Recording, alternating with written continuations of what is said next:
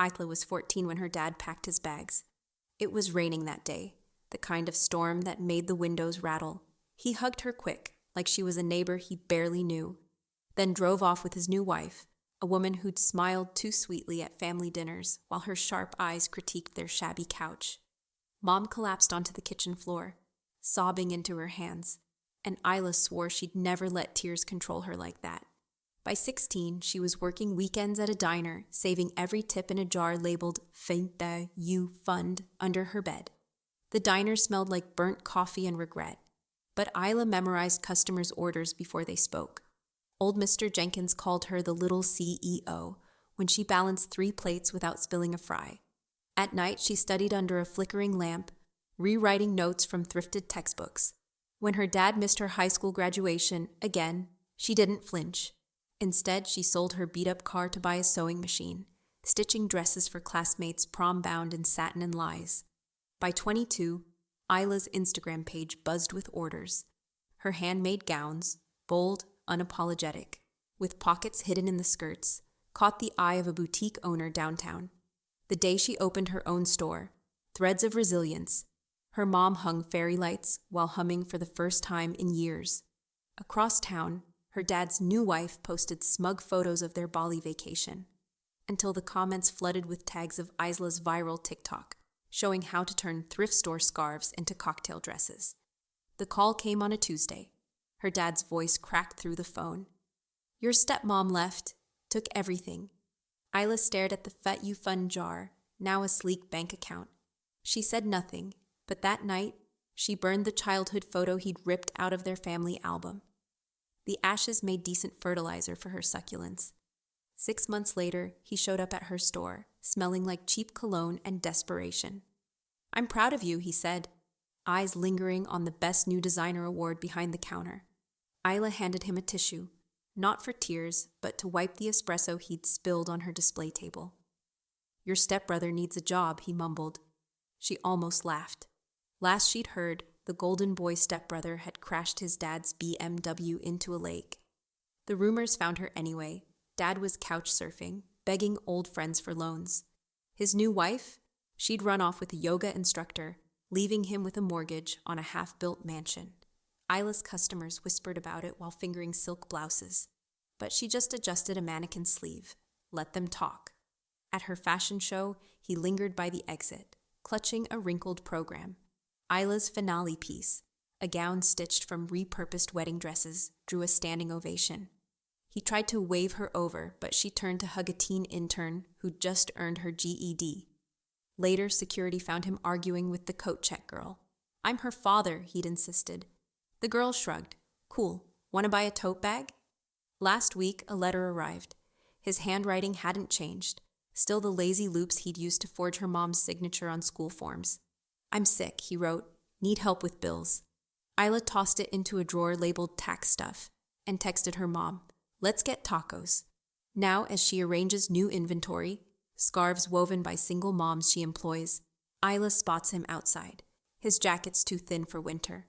For a heartbeat, she pities him, until she remembers the night he chose a cruise with his new wife over driving her to the ER for stitches. She flips the store's sign to closed, pours a glass of sparkling cider, and watches him trudge away. The Fet You Fund bought her peace. Let the rain have him.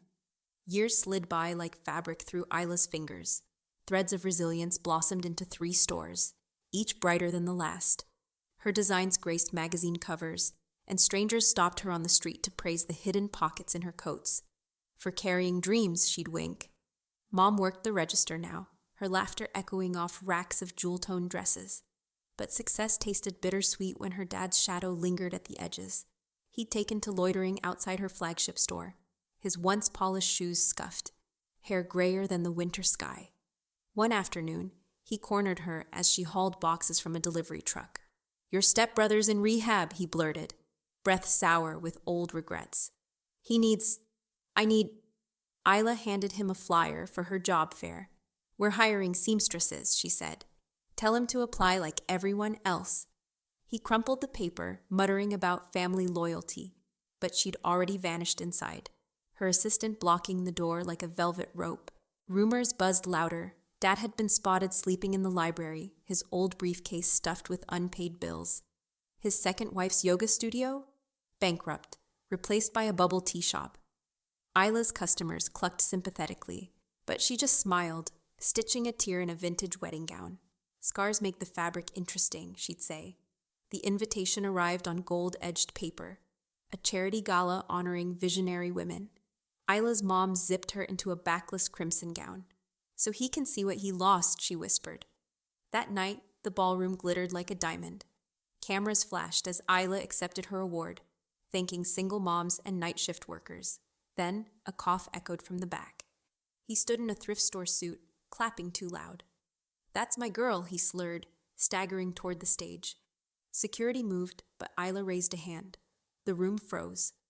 "This award," she said, voice steady, "is for everyone who built me, not the ones who walked away." Dad's smile crumpled. Later, as paparazzi swarmed her limo, he tapped the window. "I'm dying," he mouthed, pressing a hospital letter to the glass. Isla rolled down the window just enough to slip him a business card, her therapist's number, and whispered, "So am I." Of boredom. The next morning, her team launched a scholarship in her name for kids who parent themselves. Applications flooded in, stories raw and hopeful. Dad's letter, framed beside her phar. "You fun wert."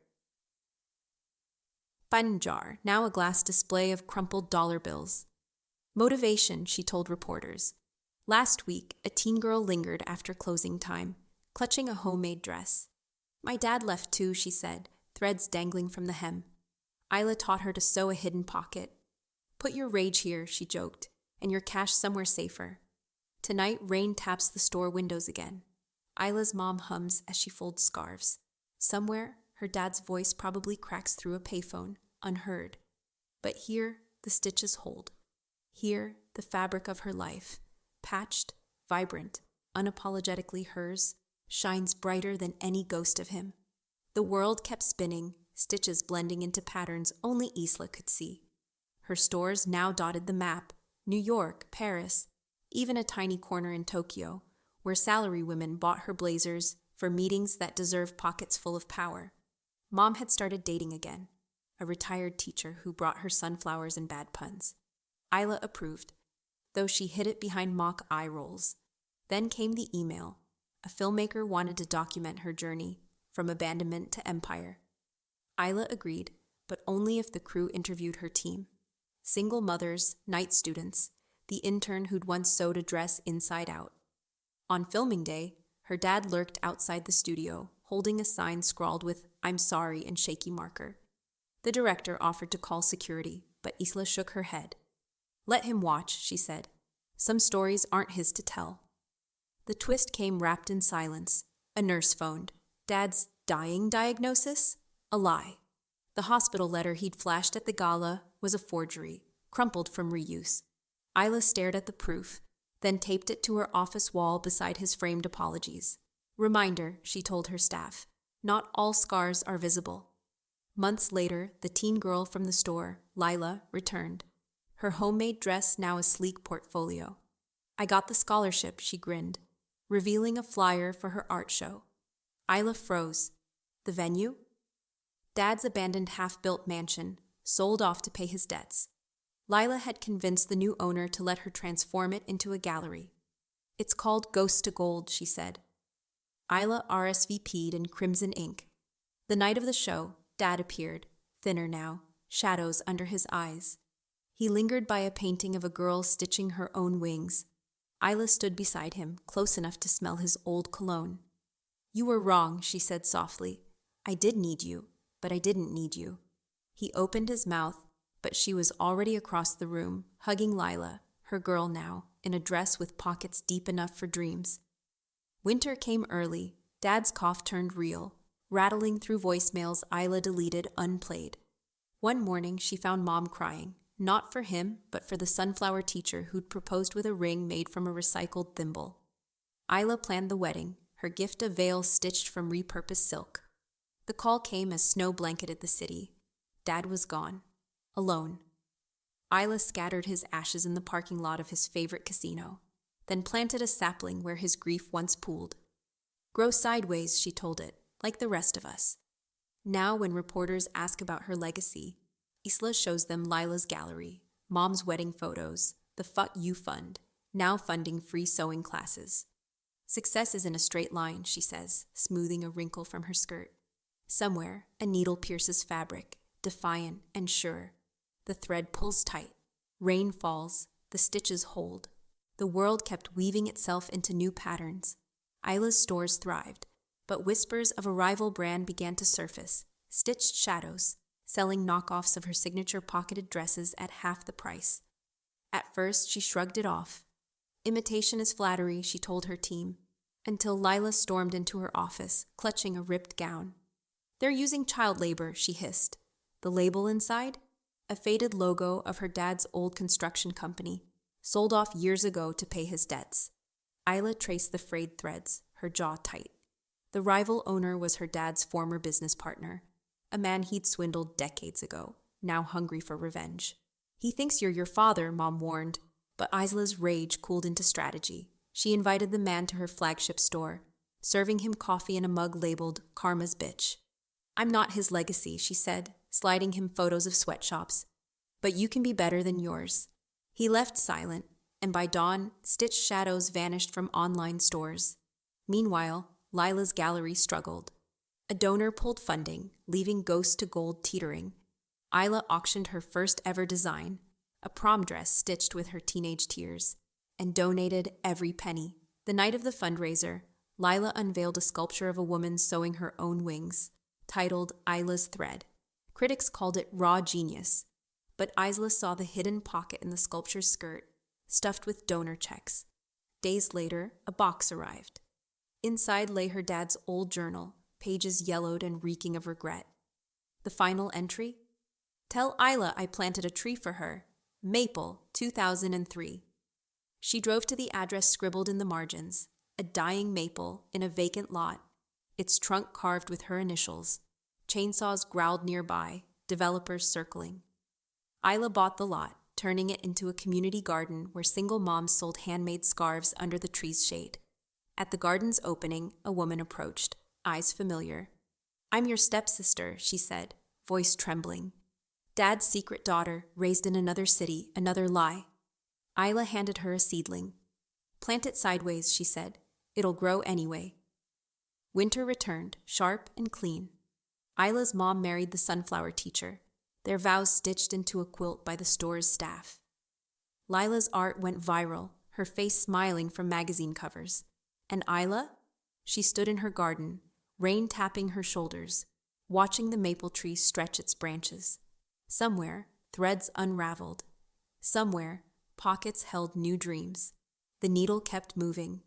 The community garden bloomed wild and defiant, its maple tree stretching over picnic tables, where mothers traded sewing tips and toddlers chased fireflies. But the city's hunger for concrete soon returned. A notice arrived. Development permit approved. Bulldozers loomed on the horizon, their jaws gaping at the garden's edge. Isla's team rallied, stitching protest banners from scrap fabric. But the fight felt familiar, another man in a suit claiming what wasn't his. Then her stepsister, Mara, appeared with a folder of legal documents. Dad left me nothing but debt, she said, voice steady. But I found loopholes. Together, they unearthed an old zoning law, a rule protecting green spaces tied to historic trees. The maple, with its carved initials and Isla's childhood secrets, qualified. The developers cursed. The garden sighed in relief. But peace fractured when Mara asked for a job at Threads of Resilience. Isla hesitated. Mara's smile reminded her too much of Dad's, charming but brittle. Still, she gave her a chance. By week's end, Mara had redesigned the website, tripling online sales. By month's end, she'd moved into Isla's guest room, filling the silence with stories of their dad's double life. He named his dog after you, Mara laughed, bitter, but forgot my birthday. One night, Isla found Mara crying in the garden, clutching a faded photo of Dad holding a toddler, her, at a carnival he'd never taken Isla to. We're both his ghosts, Mara whispered. Isla handed her a spool of thread. So let's haunt better. The storm hit at dawn. Rain drowned the city, flooding the store's basement where decades of fabric slept. Isla's team formed a chain, passing bolts of silk overhead like lifelines.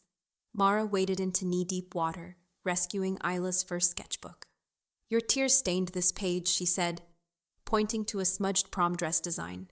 Isla laughed, rain mixing with something warmer on her cheeks. At the disaster's edge, a letter arrived, from the rival developer. He donated the disputed land to the garden, a gesture of respect. Isla framed his note beside Dad's journal, her office now a museum of scars turned sacred. Lila's gallery hosted a new exhibit, Drowned Cities, featuring photos of the flood's wreckage. Isla's flooded fabrics hung as art, dyed by mud and defiance. Critics called it a love letter to resilience, but teens lined up for selfies with the captions, "Pockets, Problems." Mara left quietly, a note pinned to the guest bed. "Gone to find my own thread. Thank you for the scissors." Isla found a seedling on her desk, a maple sapling, roots wrapped in a $100. Years later, at Mom's 70th birthday, the garden buzzed with laughter. Lila's toddler stuffed cake into a hidden pocket. Mara FaceTimed from her own boutique in Lisbon, and the sunflower teacher slow danced with Mom under the maple. Isla leaned into the tree's trunk, its bark now swallowing her initials. Rain began to fall, gentle this time. Somewhere, a needle pricked fabric. Somewhere, a ghost smiled. The thread pulled on. The garden's maple tree had grown tall enough to brush the clouds, its leaves whispering secrets to the mothers who gathered beneath them. But Isla's hands trembled now, not from fear, but exhaustion. Sleepless nights blurred into days as she juggled store launches in 3 cities, her calendar a maze of meetings and fabric shipments. Even her pockets felt heavy. The email arrived during a thunderstorm. "Offer to acquire Threads of Resilience," the subject line read. The investor, a sleek conglomerate named Vanguard Threads, promised global expansion, luxury partnerships, unlimited potential. Their CEO, a woman with her dad's sharp smile, slid into Isla's DMs. "Meet me. You'll regret saying no." Isla's team buzzed with excitement. "Imagine your designs in Paris runways," her assistant gushed. But Lila scowled at the contract's fine print. "They'll cut the community programs, turn the garden into a parking lot." That night, Isla dreamt of bulldozers swallowing her maple tree whole. The CEO arrived in a tailored suit, her perfume cloying. "Your father once tried to sell me fake land deeds," she said, swirling her whiskey. "But you're different. Let's bury his ghost together." Isla's chest tightened. Of course this woman knew Dad. His lies were weeds that never died. She fled to the garden, where Mom and the sunflower teacher were teaching kids to knit scarves. "Remember when you sewed my prom dress in a day?" Mom said, handing her a tangled skein of yarn. "You didn't sleep, but you kept laughing. Where's that girl?" Isla's laugh now tasted like rust. Lila found her crumpled under the maple at dawn. "I did some digging," she said, waving a report. "Vanguard's CEO? She funded Dad's casino debts. This isn't about your brand. It's about punishing him through you." Isla traced the tree's initials, faded but stubborn. The boardroom buzzed as Isla faced the CEO. "Your offer," she said, sliding the contract into a shredder, "is missing something." The woman's smile faltered. "Oh? Pockets," Isla smirked. "Mine are full enough." That weekend, she announced a new project at the garden, free sewing workshops for refugees, funded by Threads of Resilience. Reporters swarmed, but Isla's eyes stayed on Lila, who'd stitched a banner from Vanguard's shredded contract. "Scars to stars," it read. Months later, as snow dusted the maple's branches, a package arrived. Inside, a toddler-sized coat, Vanguard's latest design, but with hidden pockets copied from Isla's work. A note fluttered out. "You win, but imitation is flattery, no?" Isla donated the coat to the workshop, tagging the CEO online. "Thanks, our refugees will tweak the design." Pockets for all. At year's end, the garden hosted its first fashion show. Models, single moms, teens, even Mara via hologram, strutted in repurposed Vanguard rejects, pockets overflowing with wildflowers. Isla's finale walk. Barefoot in her original diner apron, Mom's laughter ringing louder than applause. Rain fell as she locked up, the maple's shadow stretching toward tomorrow. Somewhere, a needle pricked fabric. Somewhere, a ghost shrugged. The thread, relentless, spun on. The garden's fashion show had become an annual spectacle, drawing crowds who marveled at models strutting in dresses stitched from recycled billboards and old wedding veils. But this year, the air buzzed with unease. A heat wave scorched the city, cracks splitting the garden's soil like thirsty tongues. The maple tree's leaves curled inward, and Isla's team hauled buckets of water at dawn, their laughter strained. Then came the smoke. A wildfire, sparked by drought and neglect, devoured the hillside neighborhoods. Ash rained like gray snow, coating the garden's picnic tables. Evacuation orders blared, but Isla refused to leave. "We've survived worse," she told Lila, masking her fear with a needle and thread. Together, they sewed masks from fabric scraps, handing them to fleeing families. Amid the chaos, a van screeched to a halt outside the garden. A woman stepped out, her face half hidden by a scarf, leading a group of children clutching charred, stuffed animals. "We heard you help people," she said, voice raw from smoke.